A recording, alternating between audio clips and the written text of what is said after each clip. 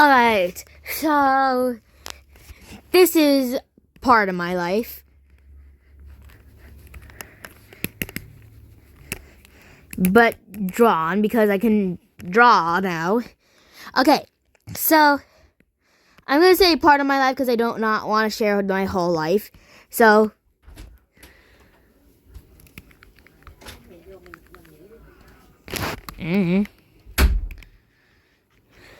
okay, so here's me. I'm just baby. I was born and I didn't know I existed. Just stare at the ceiling and maybe bite myself 2 or 3 times. No, I'm just kidding. I bit myself a lot. But regardless, that's not the point. I will go over my fandom history today because I was into fandoms like since last year. I'm kidding. I have been in a fandom without even knowing since I was born. It was like I was just born right here. Right here, I was just born to be in fandoms, you know? But yeah, it was like I was born to be in fandoms. My first ever fandom that I ever knew about was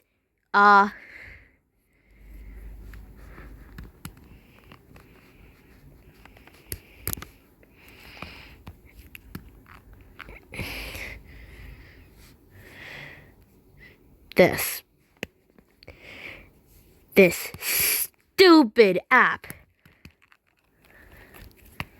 that probably messed with me a bit, but you know. So I was really interested into it, so he decided, like, you know, I saw this animation like back then.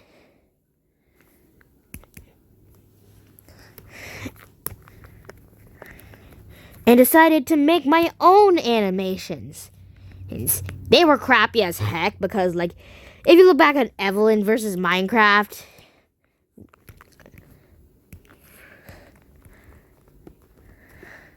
then you could see how crappy they were compared to now.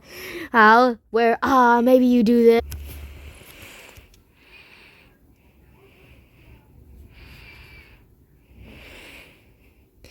It's Evelyn eating a rock. I'm not kidding. It's Evelyn eating a rock. But regardless, even though it's Evelyn, that's better than my old animations. Even though they're like fully colored, you know. Ooh, colors. Wow. But nobody cares, right? Okay, then I discovered these things.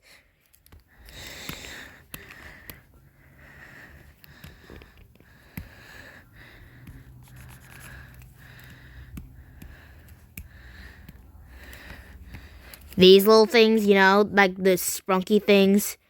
Well, I need to practice my sprunky drawing. If I actually took the time on it, which is like,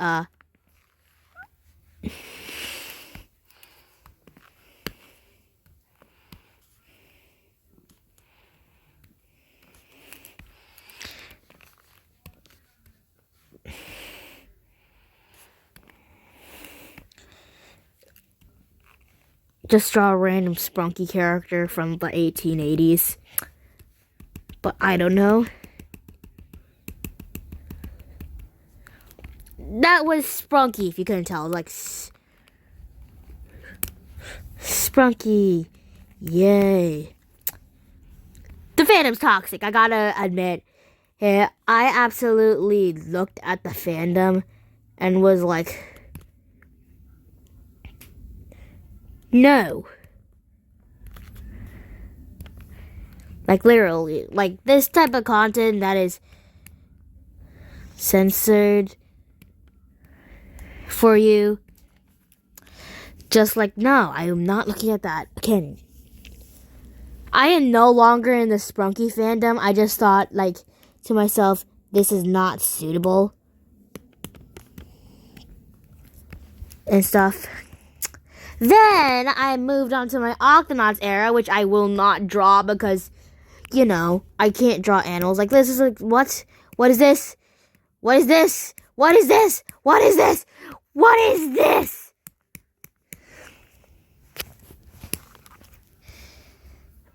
But, okay.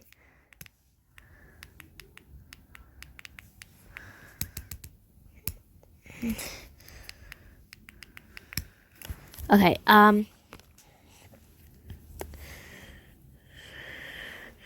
wait, let me...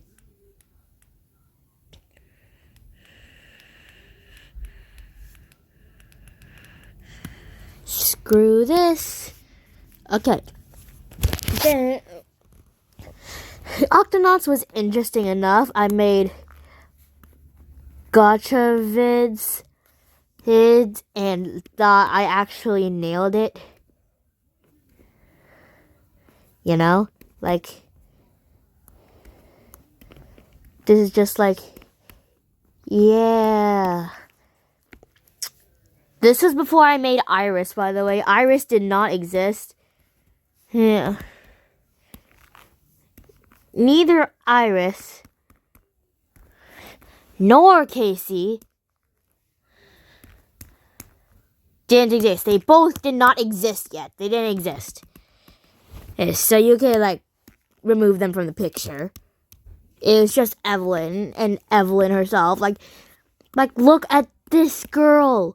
This stupid idiot right here who's canonly a lesbian for some reason. Then, this was my first ever OC. This stupid thing. Why is her name Evelyn again? Oh, that's right. Because my dad came up with the name. So then, after that, I became addicted to the number jostles. Like, literally just 1, 2, 3, etc. But you just add a Jack at the end. Like, this guy named Jack right here, you know? This guy named Jack. It's just like, who, me? Like, Jack, this ain't about you, bro. Then after that, I made the story where this innocent girl right here, this one,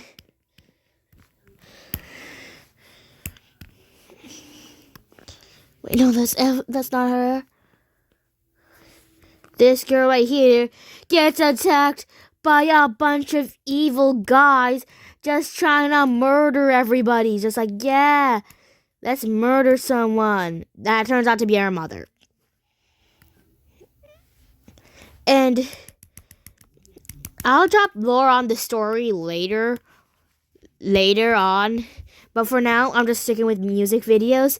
Wait until we get 200, okay? Just wait. Then there'll be a lore overload part 2. Because, you know.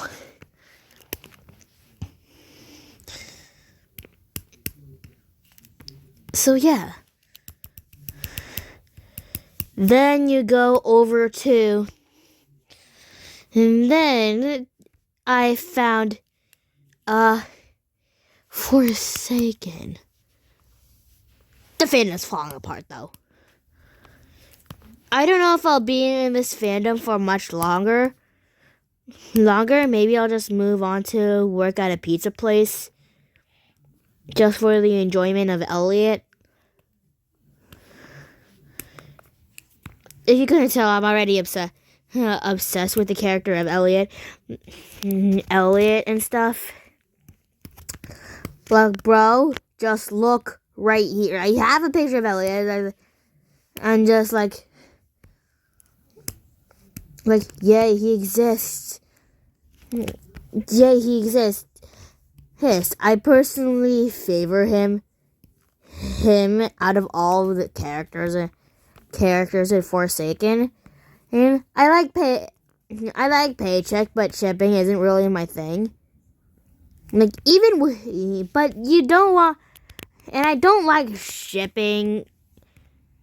I don't really like shipping, in my opinion. I just don't like shipping. Shipping's not really my thing. Still don't ship anything today. Hey, I'm a pro shipper. I don't really care what people ship. If my series, if my series of unfortunate events still keep going, and I unleash more lore about Evelyn and Iris and what happened to the both of them, and it suddenly becomes a whole fandom. I don't really mind shipping, but I just say platonic. Also, canonly, these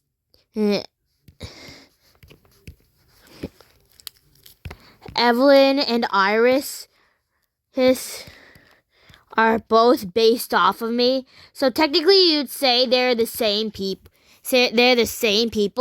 I don't mind if you ship them. Then again, it's just keep in mind that those two are basically just the same people. Evelyn's my hyperactive side, just yay, party, While Iris, on the other hand, is just like work on school, be more serious, irritated. She's more irritated than Evelyn. Like, if you could compare already, but she does have an ecstatic side to her. So like, she really likes likes ballet. So if you see pictures of young Iris try to be a ballerina as a young kid, then you would automatically know that. She stopped trying to become one like a while ago after everybody died, and she just became heartbroken. She might continue. That might not last forever, though. She might continue to like dance in ballet. Hey, it's her passion after all. And she is actually raising Maxwell. The baby. She is actively raising a child, mainly because she felt guilty of this kid not having actual parents or relatives, because like I said, her evil mom wants to murder her teacher.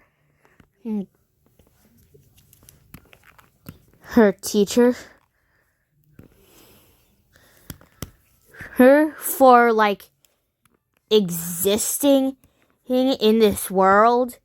Like you took her from me or something, and she was just like, what? And stuff. Really, it's her mom's fault. Iris still does not have, kind of just left her parents.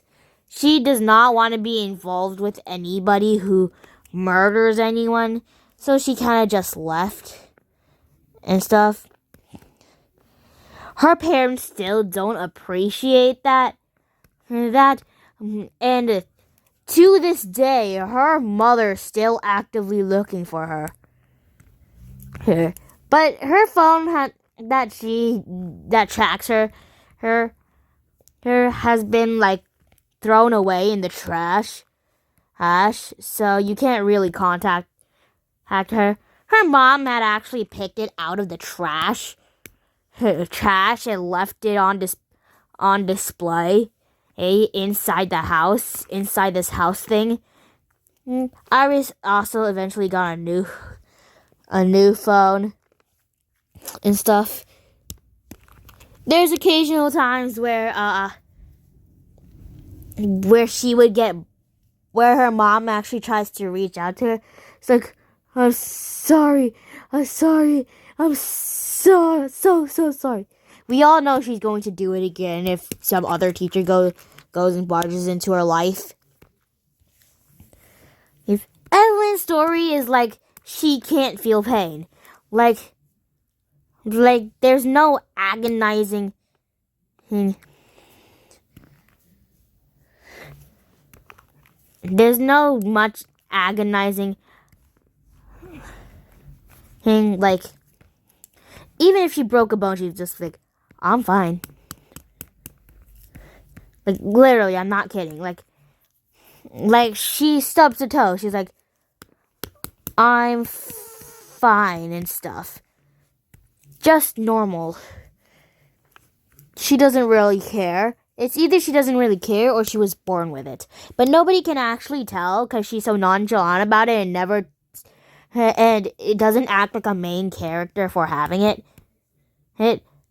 But this has caused her severe pain. Because for having this trait, her parents kind of disowned her at birth.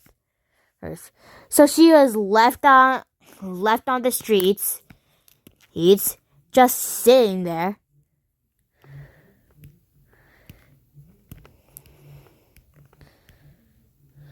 There alone. She never went to an orphanage center. Nobody ever cared to put her there. And she just sat at the streets until she was like 12 years old, where she faked her age to get a job. And get a job at this writing area where you just write stories and stuff. She's a good writer. She's a very good writer, actually, and can write multiple things. Most of it is more angst though, because like she loves torturing people just to get attention, because she never got that attention as a kid. As a kid in childhood, like a regular kid should. So she wants to take all the attention she can, which is why she tortures so many people around all the time, just like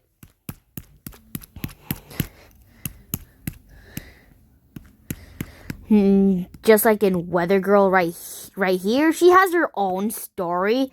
There's no actual reason why. There's an actual reason why she acts the way she does.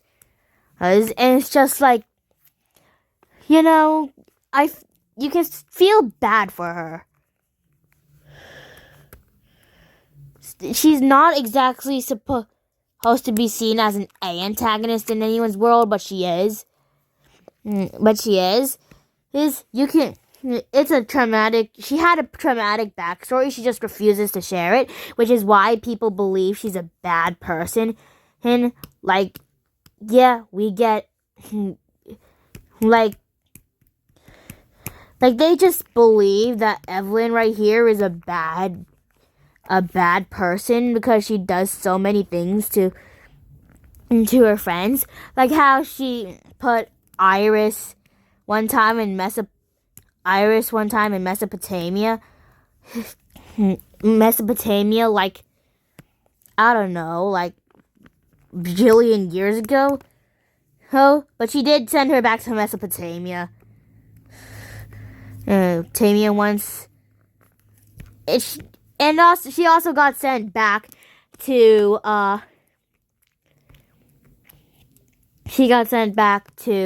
World War II.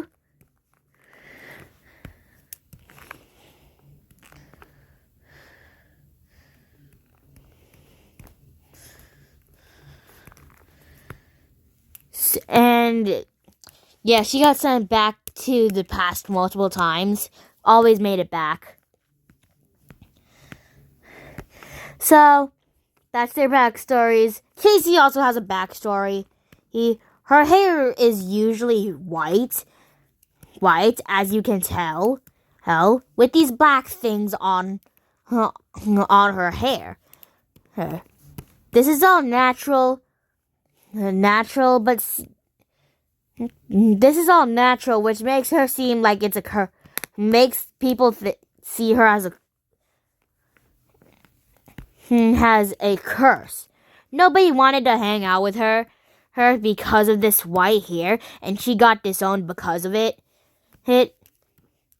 And like stuff. This black stuff right here, is a virus. Eventually, it will spread all over her hair, and she will turn insane. I have a rough draft of her being drawn right now.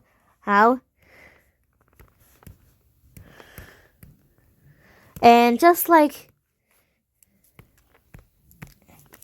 she can lose. She's basically just ADHD. But ADHD isn't normal here. So she can stem. She goes out of control sometimes. Sometimes she loses track of what happens in the world. She zones out a lot. Hyperfixates on random things. And just is weird in a way. Hey, one day she'll turn out like this right here. And just like, and she might get killed because of it. Nobody knows how to reverse it. But it could. Carol right here suspects that she might be able to do it, but isn't very sure about it, because after all, she already created one thing using her power of love, and it might break her if she created something else. She loves Casey as friends, and they're platonic. They're platonic, and the only thing is she might turn it. The thing is that would make things turn a bit sideways. Like, then that would mean, if she created something else completely random, then off to the grave she goes. And she knows that Casey will blame herself for this, and she does not want her to go dead. She knows this is going to happen one way or another, so she's currently deciding if she should die now or die later. But then at the same time, she also does not want to die. But that's not important to her right now, because all she wants is to get her back to this right here. And but she also knows that Thomas is here to save them all if something horrible goes on. Same with Dennis. He can go to different universes and stuff. But they're boys. They don't really understand any of this, because this virus is only known in girls. And it has like a very rare chance of happening. So not much time anyone will actually have it. And these two are just clueless in general. Then, after that era, we go into like after this era, we go into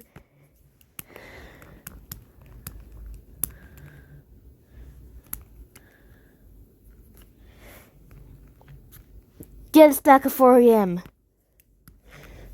Whoa. Well, what is exactly Get a Stack of 4am? Get a Stack of 4am is a non-popular Roblox game. I have a picture of it. A picture of someone making artwork. Artwork of it somewhere. Or here's Cashier.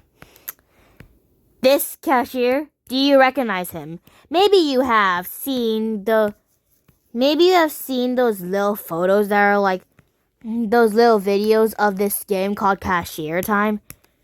And it's just like explicit things of Cashier, this character right here, and you will do explicit things to this character right here, which is actually a bad thing because he's actually 17 years old.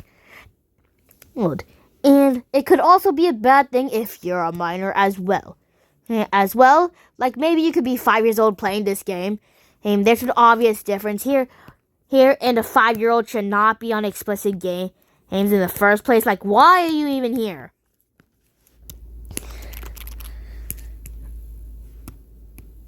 But like, just imagine that. Get a Snack at 4am is a game where you have to get a snack. It's like this bag of chips, and there's like chips for noobs. You have to get a snack. That's a whole objective. And just like, but there's also a twist. When you see, yeah. Okay, so there's this thing that's literally just a cube, and she, yes, it's a girl, is named Q. Which is why I like, probably one way I like the song Rain. Larry has the term Q in it. Personally, she's my least favorite character. I absolutely hate her. But I'm gonna make it. I might make a video of Q Crane, and the person singing is literally just Q. There's also this character named Orby. I do not know how to draw Sphere 3D. But there's this character named Orby, and they are like the main thing holding the world together. When the player gets all the endings. You know what? This is spoiler. This is a spoiler. Spoiler alert. If you did not play this game, do not go here and instead skip this area. But if you did, here, as I said, the world's going to like break apart. Our Cashier will eventually go missing and such. This happens the same as. This is not the same as Snack Core. Snack Core is more like, oh, yeah. You look. The Cashier will not disappear. The Cashier is actually the antagonist here. So he unlocks all these different endings and stuff for the player to do, just so he won't delete all the data. But the player won't. I don't think the player would actually do anything much. I think he's just going to like leave forever. You know, I played both games before. I know. Then there's Get a Snack at 3 a.m. It was basically just a sequel that will never get a Snack Core. I know that. The Get a Snack at 4 a.m. series, if you didn't hear, is actually like discontinued. You will never see another game of it again. Actually confirmed by the creator of this.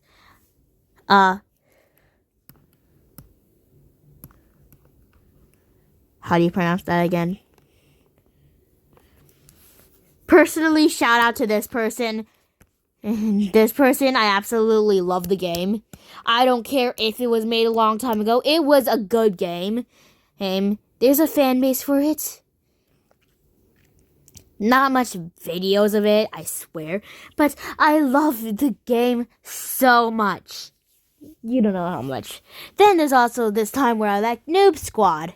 Noob Squad is an animation where it has these characters. Newbie.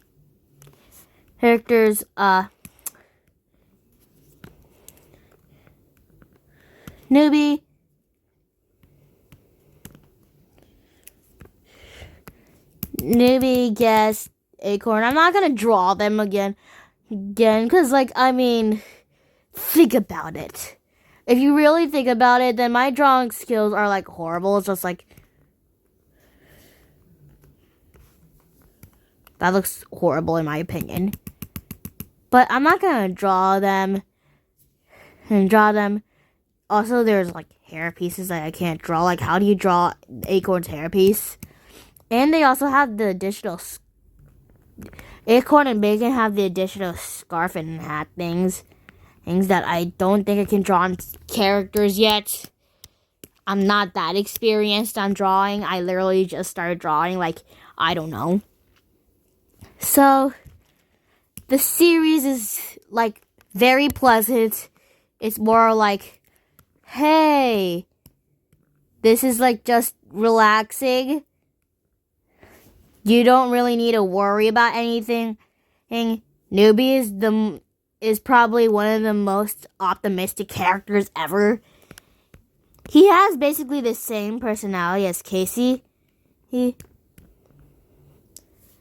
Casey right here, they have basically the same personalities. They're both very optimistic.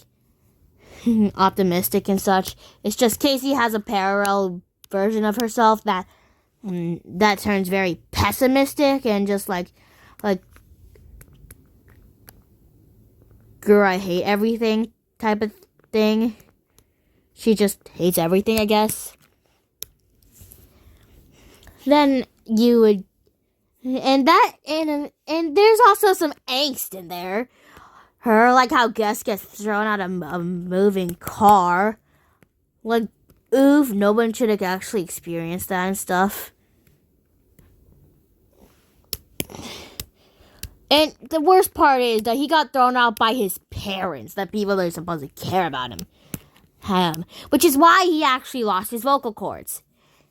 Because you may have heard about Soybean from my actual gotcha videos about, like, stuff. You know, like this one. You can see, like, right.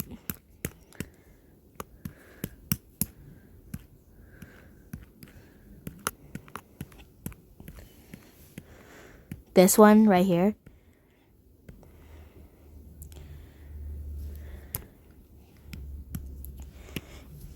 If you actually want to know who these characters are, this represents Newbie. Quest, what? Acorn, Bacon. If you're wondering her very grim expression and him looking worried, I have an AU where these three die and she's just left alone by herself, which is probably kind of ironic because well, she experienced probably like, my parents are in prison, and everybody else I know is dead. Like, what? We do not know much about Newbie's backstory. We just know he's like very optimistic for some reason. Imagine if he actually has like the worst trauma. Then we also have this other person who makes noob and guest animations. They're called Ragnolar. I think that's how you pronounce it. But regardless, then they make so much angst. It's basically just Soybean's Noob Squad animations, but like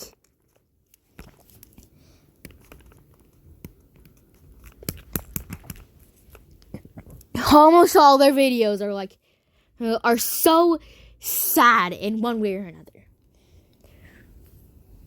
Watch this series. I don't know.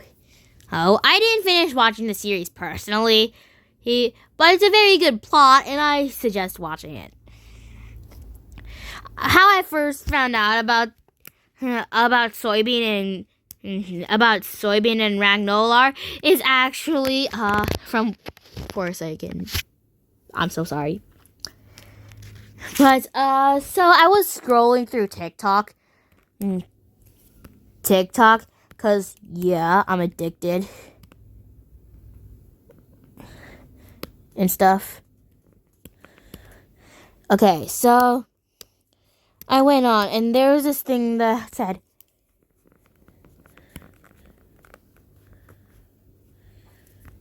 Noob Squad and etc. And just random yapping, and then there's I don't know. It was a static vid, and it just looked really cute. So I was like, what could this be?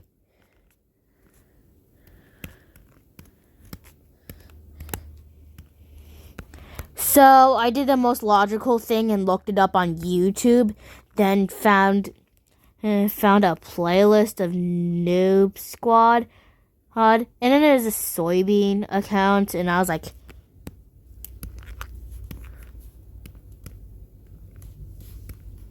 interesting. Sorry for my sloppy writing. I'm tired.